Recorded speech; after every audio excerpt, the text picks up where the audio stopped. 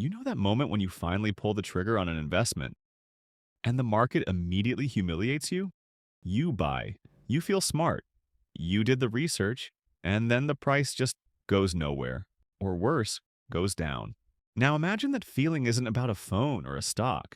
Imagine it's your entire Bitcoin position. You bought Bitcoin near the highs. Maybe $90,000, maybe $100,000. Maybe right after the ETFs launched, when everyone said, this is it. Institutions were here.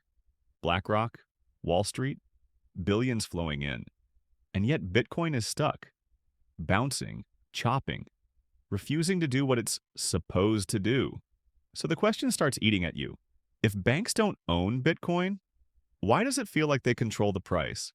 We hit all-time highs. ETFs are live. Institutional adoption is real. So why isn't Bitcoin at $150,000? Why not $200,000? What are we missing? Here's the uncomfortable truth. Bitcoin doesn't need to be owned to be controlled. And that's what this video is about. I spend an unhealthy amount of time thinking about why markets behave in ways that make no sense on the surface. And for a long time, I avoided this topic completely because the whole banks are manipulating Bitcoin thing sounds like conspiracy territory. Late night Twitter threads, zero evidence, lots of emotions. But then I stopped looking at intent and started looking at structure. Not illegal activity, not secret meetings, not some shadowy villain. Just perfectly legal financial mechanics that have existed for over 100 years. Mechanics that have crushed entire companies, stripped countries of sovereignty, and transferred trillions of dollars without breaking a single law. And once you see them, you can't unsee them. Because here's the part most Bitcoin holders don't realize. The exact same playbook used to control nations through debt is now being applied inside the Bitcoin market. Not against Bitcoin itself, but against the entities holding it at scale. And if you own Bitcoin, this affects you, whether you like it or not. So let me start with a story that seems unrelated. I promise it matters. In the early 1980s, Mexico did what many countries do. They borrowed billions of dollars from international banks to build their future. Infrastructure, growth, development. There was just one problem. That debt wasn't denominated in pesos. It was denominated in US dollars, a currency Mexico does not control. And that single detail changed everything. When the US Federal Reserve raised interest rates, Mexico's debt exploded overnight. The dollar strengthened, the peso collapsed, and suddenly Mexico owed more money than it could ever realistically repay. So the IMF stepped in with a so-called rescue. But that rescue came with conditions. Privatize your assets, cut social spending, open your markets, sell pieces of your country to pay the banks. And Mexico wasn't unique. Argentina, Brazil, Indonesia, dozens of countries followed the exact same path. This is called a debt spiral, and it doesn't require corruption. It doesn't require bad intentions. It only requires one thing: owing something you can't control.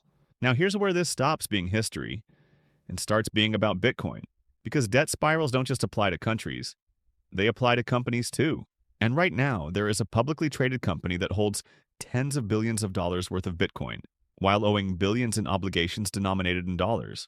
A company whose stock price directly determines whether they can keep that Bitcoin or are eventually forced to sell it. You already know the name. MicroStrategy. And understanding MicroStrategy is the key to understanding how banks can influence Bitcoin's price without ever owning a single satoshi. But before we go there, let me simplify this with one last example. Imagine you own a house worth $500,000. You take out a loan against it. At first, payments are easy, then rates rise. Suddenly, the house didn't change, but the pressure did. And that's how control really works. Not through ownership, through leverage. Here's where the system starts to break. As long as everything goes up, the machine works perfectly. Bitcoin goes up. The stock goes up. The company sells more shares. They buy more Bitcoin. It's a flywheel. Elegant. Self-reinforcing. But every flywheel has one fatal weakness. It only works while confidence exists. So ask yourself this. What happens the moment the market says, actually, we're done paying a premium? What happens when investors stop valuing the company at $50 billion when the assets underneath are only worth $30 billion? Because the moment that premium disappears, the entire strategy freezes. If the stock trades at a discount, MicroStrategy can't issue new shares anymore. Selling stock would be the same as selling Bitcoin at a loss. So, equity funding shuts off. And suddenly, there's only one thing standing between the company and forced Bitcoin sales: cash. About $1.2 billion in cash. Enough for roughly 20 months, that's it. And this is where control enters the picture. Because if that cash runs low, the company has no choice. To pay interest, to pay dividends, to survive, they have to sell Bitcoin. And the moment they sell Bitcoin, the price drops. And when the price drops, the stock drops. And when the stock drops, confidence evaporates. And when confidence evaporates, you get a death spiral. Now here's the question most people are afraid to ask. Why would anyone want this to happen? Why would banks or institutions push pressure onto a company that holds massive amounts of Bitcoin? The answer isn't ideology, it's incentives. Imagine you're a large investment bank. Your clients want Bitcoin exposure, pension funds, endowments, sovereign wealth funds, but they can't just buy Bitcoin on Coinbase. Too volatile, too messy, too many compliance headaches. So instead, they wait. Because what if there was a way to acquire Bitcoin at a discount? Not $95,000 per coin, but $70,000? $75,000, how would that happen? Through forced sellers. If MicroStrategy ever needs to sell Bitcoin, they're not dumping it on the open market. They're doing block trades, private deals, phone calls to the biggest banks in the world. We need to move $5 billion in Bitcoin. Who wants it? And the response is predictable. We'll take it, but only at a discount. 10%, 15%, 20%. And just like that, banks acquire massive amounts of Bitcoin below market price. Then they resell it, or hold it, or package it for their clients. Either way, they win. But for that to work, something very specific must happen first. The company must be under pressure. The stock must trade below net asset value. The cash runway must shorten. Fear must build. And how do you apply that pressure? You short the stock. Now, let me be very clear. This doesn't require a secret conspiracy.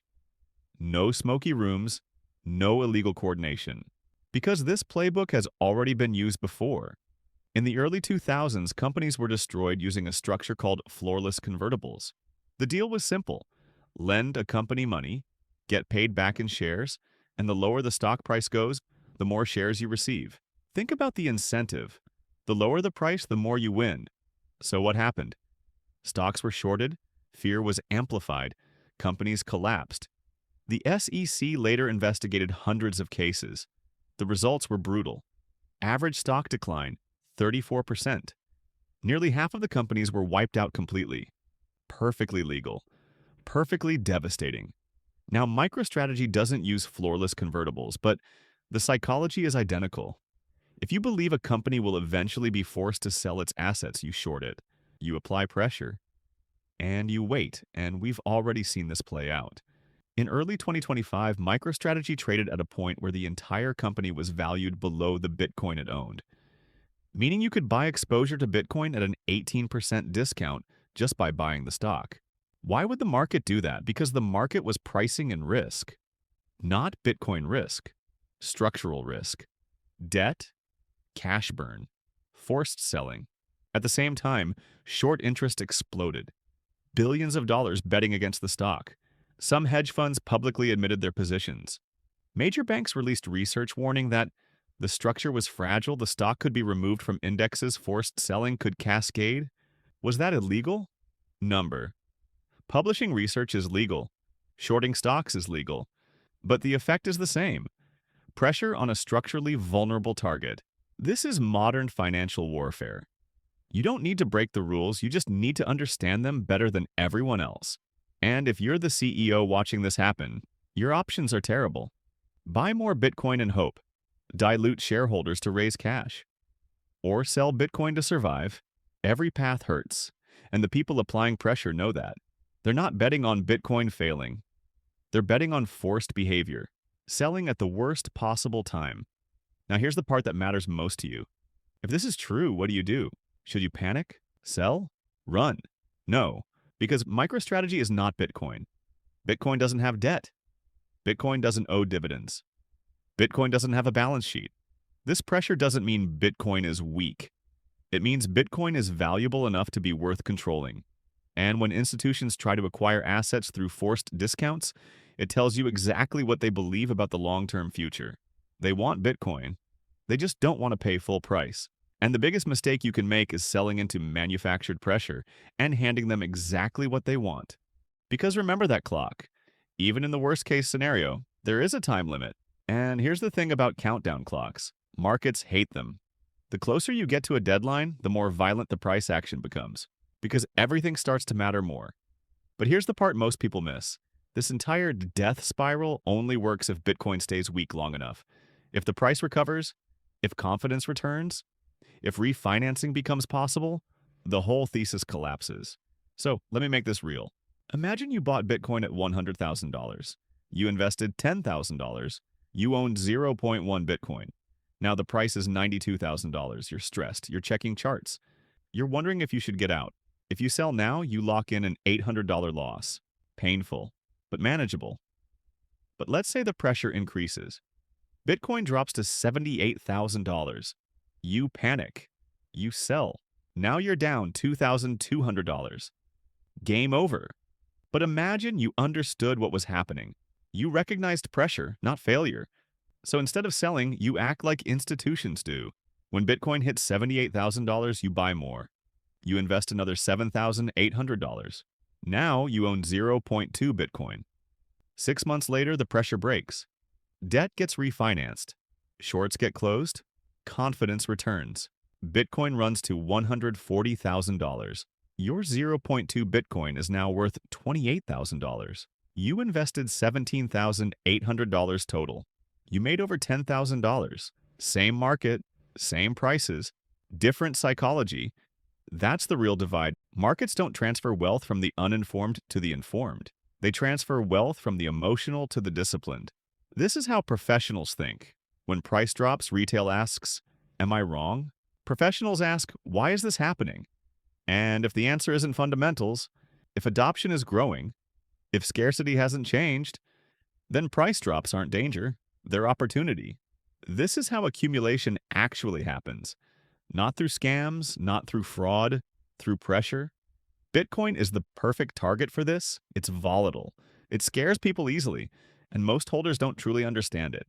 So when Bitcoin drops 20%, retail panics. Institutions zoom out.